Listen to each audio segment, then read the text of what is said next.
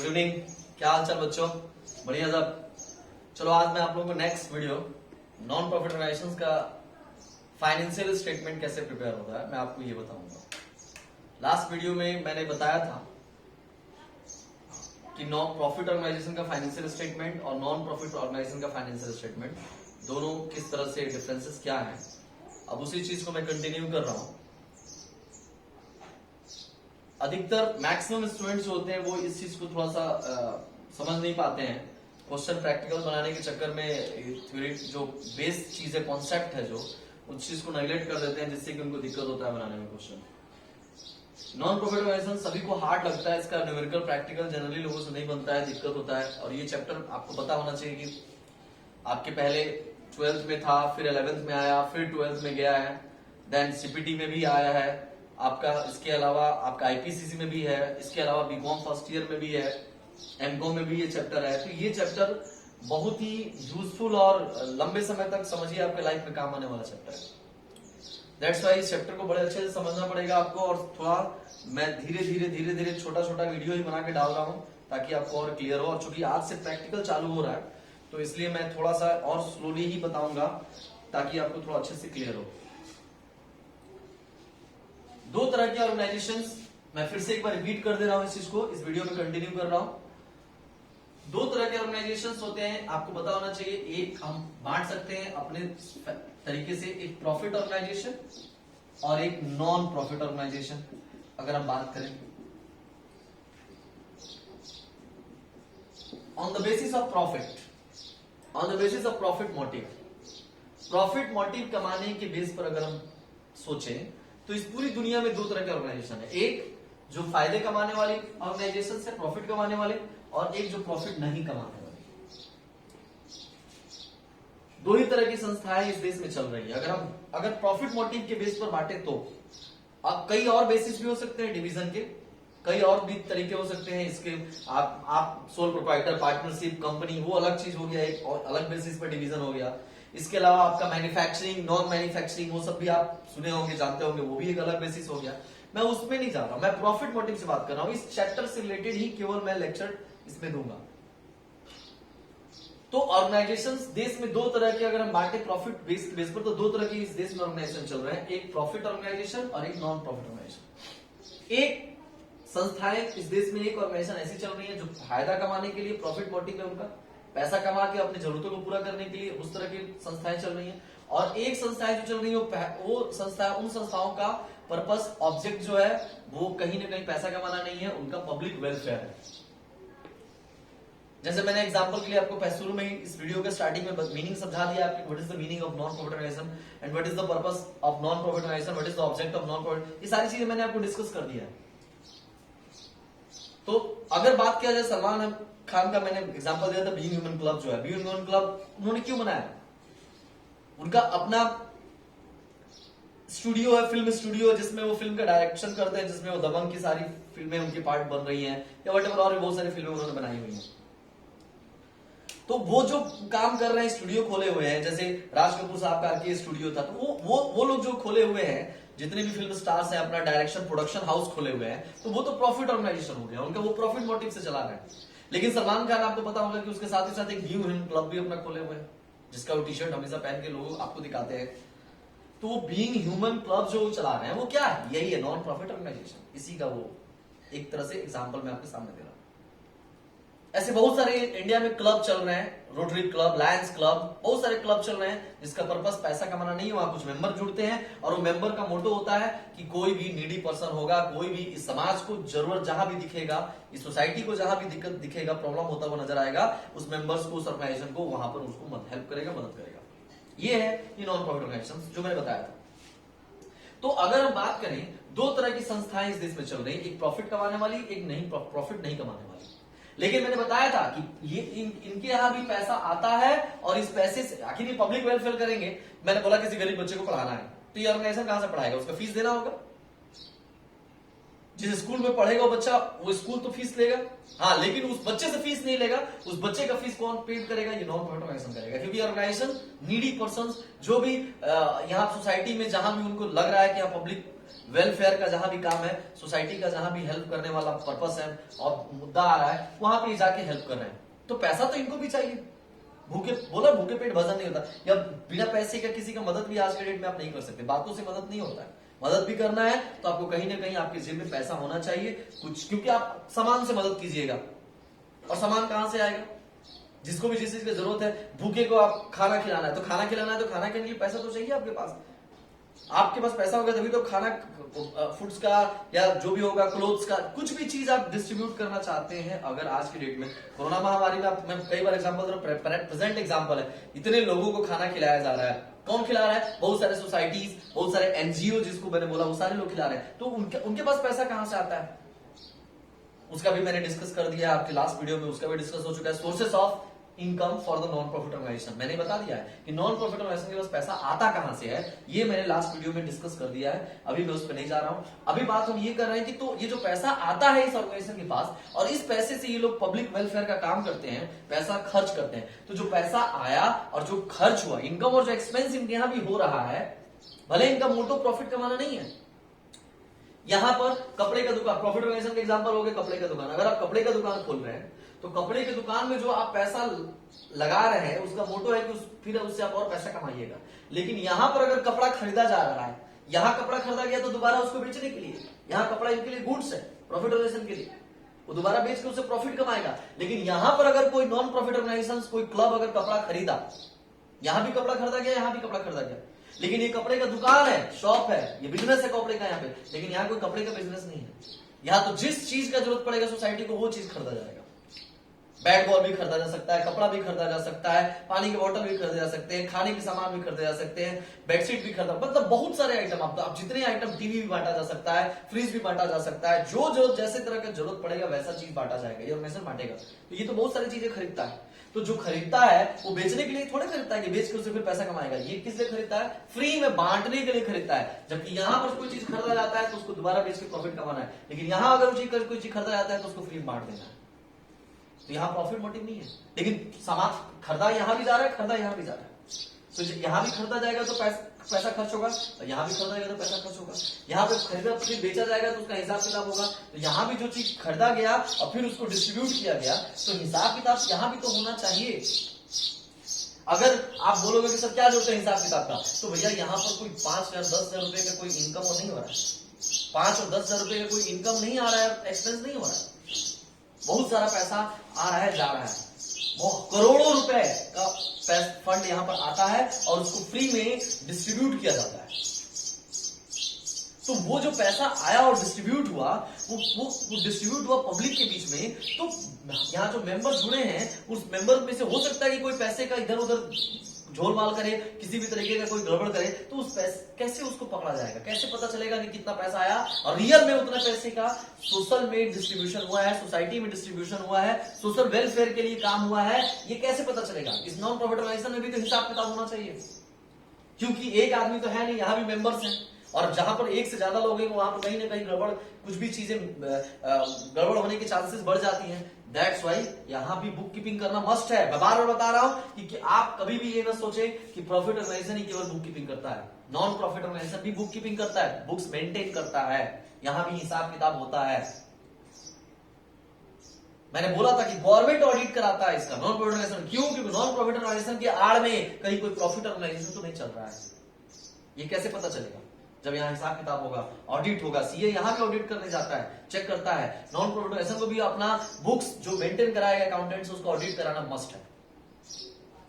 तो इसलिए non profit organisation का भी बुक कीपिंग होगा, इसका भी बुक कीपिंग होगा, इसका भी हिसाब किताब होगा, क्योंकि यहां भी पैसा आ रहा है, जा रहा है। जहां भी पैसा आएगा जाएगा, भले उसका ऑब्जेक्ट पर्पस कुछ भी हो, उससे मतलब नहीं है। अगर पैसा आ रहा है, जा रहा है, तो वहां पर हिसाब किताब करना पड़ेगा, क्योंकि ट्रांजेक्शंस यहां भी होंगे, लेन देन यहां भी होंगे, और वो लेन देन 1-2 नहीं होंगे, 1-2 रुपए के नहीं होंगे, करोड़ों अरबों के होंगे। बड़े बड़े नॉन प्रॉफिट ऑर्गेनाइजेशन में करोड़ों अरबों का डोनेशन आता है, चैरिटी आता है, और वो बड़े बड़े लोग, रतन टाटा जैसे मैं आपको बोल रहा हूं, बोल एग्जांपल दिया हूं, वो करोड़ों रुपए डोनेट करते हैं आपके इस तरह के ऑर्गेनाइजेशंस को, क्योंकि उनके अगले आने वाले बारिश में कोई नहीं है। आप दुनिया के सबसे अमीर आदमी का नाम सुनिए, जिसको जानते हो, बिल गेट्स ने अपनी पूरी प्रॉपर्टी डोनेट कर दी है किसी अमेरिका के नॉन प्रॉफिट ऑर्गेनाइजेशन को, एनजीओ को ही उन्होंने किसी को डोनेट किया हुआ है। आप पता कीजिए इस चीज को। तो ये इतना अफराद पैसा जो आ रहा है कि पैसे का हिसाब किताब कैसे नहीं होगा, कैसे नहीं पता चलेगा, कहीं नहीं तो वहां के मेंबर्स में से कुछ लोग तो उस पैसे का मिसयूज कर सकते हैं। दैट्स वाई वहां भी बुक कीपिंग करना पड़ता है। अब हम बात करते हैं कि इनका बुक कीपिंग जब होता है तो उस बुक कीपिंग कैसे होता है, क्या सिस्टम है बुक कीपिंग करने का। इस वीडियो में मुझे बेसिकली यही चीज डिस्कस करना है। तो मैंने आपको बताया था कि इनके बुक कीपिंग का भी शुरुआत जर्नल से ही होता है, जर्नल, लेजर, ट्रायल बैलेंस और उसके बाद से financial statement. Journal, ledger, trial balance and financial statement, ये जो मैंने बात किया, आपका जर्नल हो गया, लेजर हो गया, ट्रायल बैलेंस और फाइनेंशियल स्टेटमेंट, जो मेन बुक्स है बुक कीपिंग के, जो मेन स्टेप्स हैं, प्रोसेस है, मैं उस पर फोकस कर रहा हूं। तो मैंने आपको लास्ट वीडियो में बताया था कि ये तीनों, जर्नल, लेजर और ट्रायल बैलेंस, ये तीनों ही नॉन प्रॉफिट ऑर्गेनाइजेशन और प्रॉफिट ऑर्गेनाइजेशन दोनों का सिमिलर होता है। मींस रूल्स सिमिलर होता है। जो जर्नल का रूल प्रॉफिट ऑर्गेनाइजेशन में आपने पढ़ा होगा क्लास 11th में, वही जर्नल का रूल यहां भी रहेगा नॉन प्रॉफिट ऑर्गेनाइजेशन में। जो लेजर का रूल आपने प्रॉफिट ऑर्गेनाइजेशन के लिए पढ़ा होगा, वही लेजर का रूल नॉन प्रॉफिट ऑर्गेनाइजेशन के लिए भी रहेगा। और जो रूल ट्रायल बैलेंस का यहां प्रॉफिट में था, वही नॉन प्रॉफिट। मतलब कहने का मतलब यह है कि जर्नल, लेजर, ट्रायल बैलेंस जैसे प्रॉफिट ऑर्गेनाइजेशन का बनता है, वैसे ही नॉन प्रॉफिट ऑर्गेनाइजेशन का भी बनता है। मींस इसके रूल्स नहीं चेंज होंगे। आपके लिए खुशखबरी है, आप इस चीज को समझिए कि आपको अलग से कोई मेहनत, कोई चीज, रूल्स रेगुलेशन पढ़ने की जरूरत नहीं है। आपका जो पार्ट वहां जैसे आपने पढ़ा था journal, ledger, trial balance, same वही चैप्टर, वही टॉपिक, वही सारा रूल्स यहां भी यूज होगा। तो अब बारी है आपकी फाइनेंशियल स्टेटमेंट। ये फाइनेंशियल स्टेटमेंट, इसको हम लोगों को डिस्कस करना है, क्योंकि प्रॉफिट ऑर्गेनाइजेशन का फाइनेंशियल स्टेटमेंट और नॉन प्रॉफिट ऑर्गेनाइजेशन का फाइनेंशियल स्टेटमेंट अलग अलग होता है, ये डिफर कर जाता है। यही चीज हमको समझना है।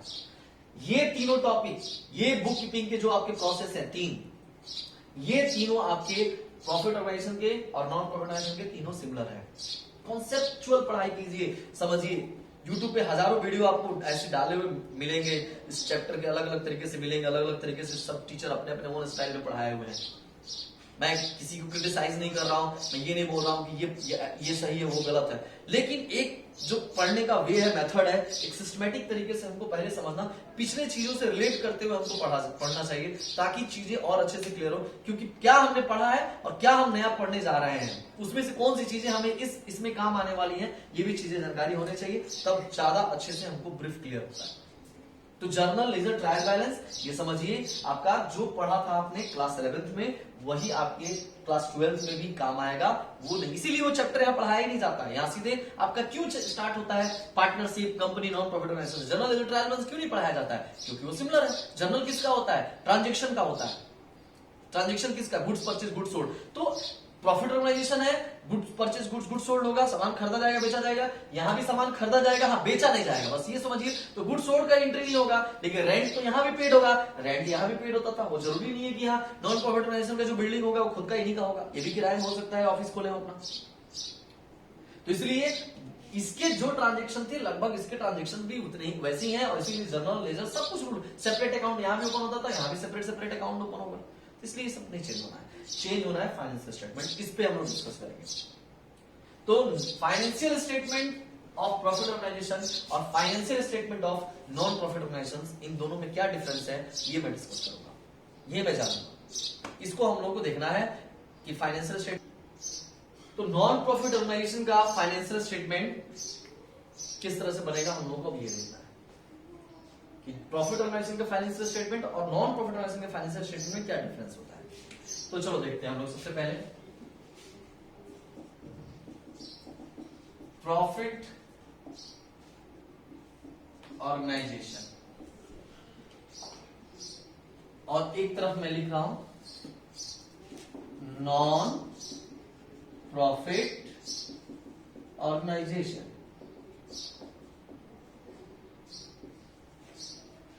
तो प्रॉफिट ऑर्गेनाइजेशन के, प्रॉफिट ऑर्गेनाइजेशन में भी अलग अलग होते हैं, जिसमें से तुम लोग क्लास 11th में प्रॉफिट ऑर्गेनाइजेशन के बारे में क्लास 11th में आपने पढ़ा। मैं यहां ऊपर में लिख भी दे रहा हूं, क्लास 11th में आपने जो भी पढ़ाई किया है वो प्रॉफिट ऑर्गेनाइजेशन के बारे में ही पढ़ा है।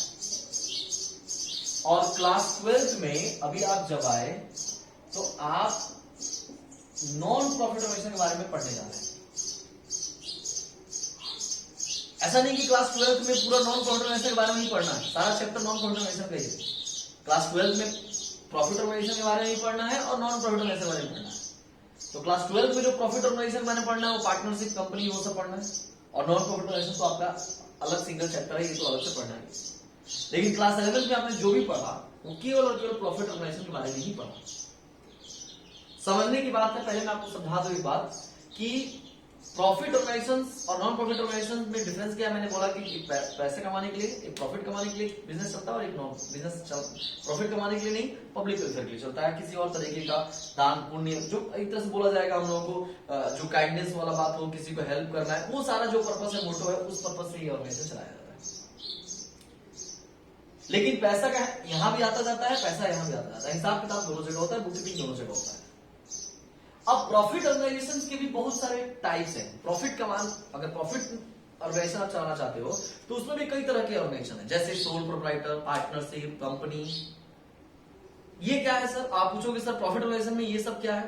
तो आप अकेले दुकान खोल के भी फायदा कमा सकते हो, ये बात मेरा बात मान रहे हो गया। आप चाहो तो अकेले बिजनेस चालू करो अपना, अकेले कपड़े का दुकान खोलो और अकेले कपड़े का दुकान खोल के भी आप प्रॉफिट कमा सकते हो। तो प्रॉफिट ऑर्गेनाइजेशन में आप कपड़ा का दुकान खोले प्रॉफिट कमाने के लिए, और वो दुकान का ओनरशिप आपका अकेले था। एक चीज समझिए। फिर आपका बिजनेस फैलने लगा, बढ़ने लगा, तो आपको लगा कि नहीं, मुझे और भी हैंड्स चाहिए, मैनेजमेंट में मुझे दिक्कत हो रहा है, या मुझे और भी कैपिटल की रिक्वायरमेंट है, मुझे मेरे पास और पूंजी रहेगा तो मैं और ज्यादा अपने बिजनेस को एक्सपेंड कर सकूंगा। आपके दिमाग में ये सारी बातें आने लगी, तो आपको मैनेजमेंट प्रॉब्लम होने लगा और कैपिटल का भी प्रॉब्लम हुआ, पूंजी का भी। आपको लगा कि और एक्सपेंड करने के लिए, और एक्सपेंशन आपको बिजनेस अगर करना है, आपको एक्सपेंड करना है, तो आप तुरंत सोचे कि मेरे सब अकेले हैंडल नहीं हो पाएगा, तो आप सोचे कि 2-3 लोग साथ मिलकर चलाते तो ज्यादा पैसा कमाते, ज्यादा बिजनेस फैलाते। ये आपके दिमाग में बातें आने लगी। लेकिन अभी भी आपका मोटो प्रॉफिट ही कमाना है, ऐसा नहीं कि प्रॉफिट कमाना नहीं है।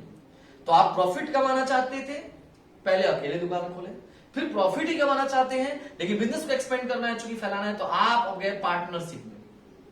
अब 2-3 लोगों के साथ पार्टनरशिप कर लिए, उससे आपका दोनों प्रॉब्लम सॉल्व हो गया।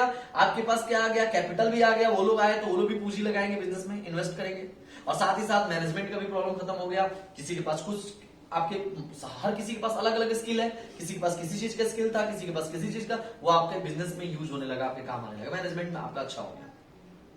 फिर आप उससे भी ज्यादा और बिजनेस बढ़ाना चाहते हैं, फैलाना चाहते हैं, तो आप कंपनी के फॉर्म में गए। तो प्रॉफिट मोटिव में ही अलग अलग फॉर्म्स हैं बिजनेस के। अकेले भी बिजनेस चला के प्रॉफिट कमाया जा सकता है, 2-3 लोगों के साथ मिलकर भी प्रॉफिट कमाया जा सकता है, और बहुत सारे लोगों के साथ अनकाउंटेबल, जिसमें पब्लिक कंपनी जो होता है, प्राइवेट कंपनी आप जो पढ़े होंगे BS 11 की BST में जो थ्योरी पढ़ाया गया, तो लेकिन उसका भी मोटो प्रॉफिट कमाना ही है। वहां भी लोग प्रॉफिट कमाने के पर्पज से ही काम करते हैं। तो प्रॉफिट ऑर्गेनाइजेशन में ही अलग अलग तरह का होता है। लेकिन क्लास 11th में आपने जो प्रॉफिट ऑर्गेनाइजेशन में पढ़ा, तो जैसे प्रॉफिट ऑर्गेनाइजेशन का मैंने कुछ एग्जांपल दिया। प्रॉफिट ऑर्गेनाइजेशन में एक सोल प्रोप्राइटर होता है, जिसमें सोल प्रोप्राइटर मतलब जिसमें अकेला मालिक, एक ही बिजनेस का ओनर जहां हो उसको सोल प्रोप्राइटर, एकाकी व्यापारी, एक व्यापारी, एक ही बिजनेसमैन, तो सोल प्रोप्राइटर हो गया। प्रॉफिट ऑर्गेनाइजेशन में सोल प्रोप्राइटर होता है। वहां भी प्रॉफिट ऑर्गेनाइजेशन में ही पार्टनरशिप भी होता है, पार्टनरशिप भी प्रॉफिट ऑर्गेनाइजेशन का ही पार्ट है। यहां भी मोटो प्रॉफिट कमाना ही होता है, लेकिन एक से ज्यादा यहां ओनर हो जाते हैं, मालिक हो जाते हैं बिजनेस के। इसके बाद से अगर हम बात करें कंपनी भी प्रॉफिट ऑर्गेनाइजेशन का ही एक पार्ट है, ब्रांच है।